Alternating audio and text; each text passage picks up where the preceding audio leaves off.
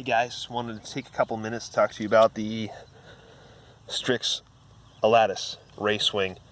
I got this Racewing, I've had it for a few weeks, and I want to just tell you about my experience with it. My friend Merrill had gotten this plane back in the prototype phase, and I was really just, at the time, just looking at it, I thought it just looked kind of funny. It's a different design. It's got a center pod that's made of some fairly durable type of polycarbonate plastic or something. I'm not exactly sure what it is, but it can take some impacts. I've seen these things going pretty hard. And the wing design is such that if you pull the top of the canopy off, the wings can just come out real easy. So the idea is if you're in a race and you smash into something and you destroy a wing, you can just put a brand new wing on it in like 2 minutes and the thing will be ready to fly again. And that's a really fantastic idea. You can't do that with a lot of these EPP wings that we usually fly at races, or we had been. But with this plane, it's really simple, and you're just not going to destroy that center section. It comes with a premium power package, I guess you could say. It's Cobra motor, a 2217, 2300 kV, pushes a 6x4 prop on this. I haven't experimented much with props. I don't know if a 5x5 or a 5.5x5 or 5.5x4.5 or whatever that prop is would be faster. Sometimes a smaller prop is a bit faster. And it has a 60 amp ESC, a Cobra 60 amp ESC. I think it might be a BL Heli ESC. And they're all Strix branded motors and ESCs. I'm running a Runcam Swift 2 with the OSD in this one, and that works out really well. And the Ready-Made RC Cricket video transmitter, 200 milliwatt. And actually the way that this thing is designed to take the Cricket, it just goes right in there. And honestly, if you have the camera and the transmitter, all you have to do to build this thing is install your camera, your transmitter, your receiver, and put the wings on. The ESC is already installed. It's a really quick build. It's like 20 minutes tops. I mean, less if you don't want to put the stickers on. So it's a quick build. The pricing's pretty good. But let's just talk about my thoughts on the plane. So I've been flying Racewings for a little while now. FPV, my group, we started this spec wing racing a couple of years ago, and we had been hand building planes out of foam board, and I've been flying a lot of different race wings as well, EPP race wings like the Wyvern and the Reflex, TBRC Reflex, and those planes are really nice and they fly really well. Every plane kind of has its own issues, and you know, when I got this plane, I wasn't really thinking that it was in the same class as those planes, but I was wrong. This plane is actually, it's pretty fast. I don't know, I haven't gotten a radar gun out yet, but it feels just as fast as my Wyvern. My Wyvern's a really fast plane. And I have a much bigger motor on the Wyvern. I've got a 2832, it's really like a 2221 really. It's an NTM motor. In that plane, I've had over 100, and it tends to run about that speed, and I think this plane's right there with it. The thing about this plane, though, that is pretty amazing to me is that it doesn't high-speed stall.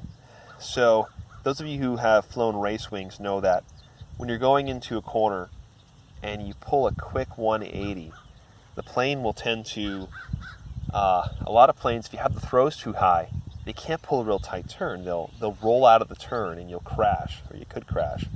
My Wyvern does that. I have to tame the throws a lot. It's really one of my favorite Racewings, the Wyvern, but I've got to tame those throws or it's going to roll out of the sky on me. This plane just doesn't do it. I can have a full elevator and it will just rip around a corner. This thing turns tighter than any plane that I have. The Reflex can handle, and the Anubis can handle really tight turns as well. But this one does, in my opinion, it turns a little tighter than those planes. So it can really snap around. And I mean, that's not everything. I mean, it's up to you what you want to fly. And all those planes are really good planes. And I know I know the designers personally, and they're just really thought out, really nice planes. And but the Alatus, as far as like an out-of-the-box Racewing that you don't want to have to bother to build or have to bother to like rebuild to repair, this thing's really good. I think it's really great. It runs off of a 2200 or an 1800 4S, and in my opinion, this is the 1800 that I've been flying in it from Ready Made here. In my opinion, the 1800's a little small if you're hot in the throttle. If you're racing, I think the 2200 might be a better battery, given that it also adds a little nose weight. So the 1800 in this plane, in my opinion, is not enough to give it enough nose weight. So depending on what flight cam you're running, and if you're running an HD cam, you can actually mount an HD cam right here, which is cool. Or I'm pretty sure you can mount a run cam in the canopy, like a run cam HD inside, and fly off of the run cam HD and record your HD video to get a little more aerodynamics. I think that would work just fine. I haven't done it yet, but I intend to. But I need a little weight in the nose with this to meet CG on this plane. And this plane, it's got a short sweep and short chord, so CG is really important to get right, or you're going to be in trouble. It's going to fly wonky if it's tail heavy. It really will. Some people have complained about wonkiness, and I know that they're flying with the thing tail heavy. So don't do that. Make sure your CG is right. So the 1800 is not going to be enough nose weight, in my opinion. Some people say it's fine, but I have found that it's a little bit harder to launch, and it's a little bit unstable in the air if it does not have the correct CG, and with that 1800 it does not get the correct CG. You got to add some weight to the nose. Right in front of the battery, there's some space. You can stuff some weights down in there in the canopy, right in here. It's really not that big of a deal to stuff some weights right up in here. Let's see, get the battery in here. So when it's in here, you have this space. You can put a couple of weights right in there. That's no big deal. But with a 2200 in there, it's no problem. So the wing works just fine with these with a D4R and the antennas coming out right there. I've had no problem. Some people say you can mount them in the servo slots inside the wings, or you could put some tubes up glued to the side, or drill some holes, or whatever you want to do. But that's been fine. I've been flying all over this place, and I haven't had any issues. So that works out great. So, you know, there's other manufacturers who say their wings don't high-speed stall, and it's funny because I flew one from one such guy, and the thing high-speed stalled like crazy, and I mentioned it, and he said, well, you got to set it up right. And I guess that's another thing this plane takes out, is the setup. And now, it's cool to set up a plane. You know, you should know how to set up a plane. You should know how to set your throws so that you have maximum control and you don't have any stalling issues, and you don't have, you know, that everything is even. But, you know, this thing's set up pretty well out of the box. The throws are set for you because the servos are installed, and the control horns are all set up, and the control rods are there. You might have to set your reflex. That's about it. But overall, I'm impressed with this wing. Some of the bad tendencies of this wing are that it will, let's see, if it's tail heavy, and especially if it's windy, it's going to be a bumpy ride. It's going to flail around in the air a little bit. But if you tighten it up and make it a little more, get the CG correct, it tends to go away mostly. It is made of EPO foam, not EPP, so the impact damage to the wing, you could potentially really wreck it with a hard impact. But again, the wings just come off. You could put a new one on, or you could just tape it back together. Honestly, EPO is really easy to just tape back together if you need to in an emergency. You boil it in some water if it's all crumpled up.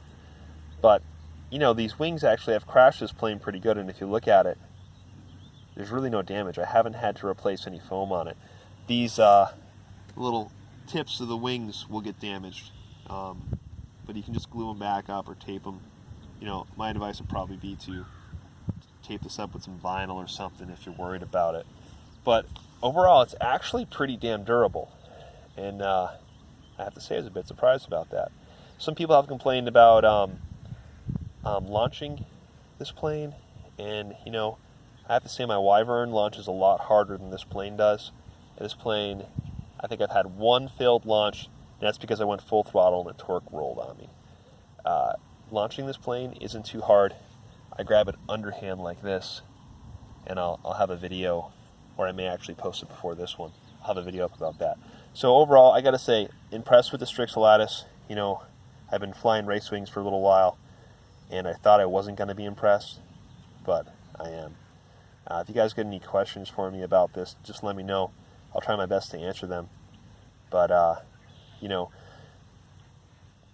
there's so much more I want to say. I don't know any more cons about this. Maybe that there's not enough battery in this 1800. A 2200 I can get like 15 minutes on, though.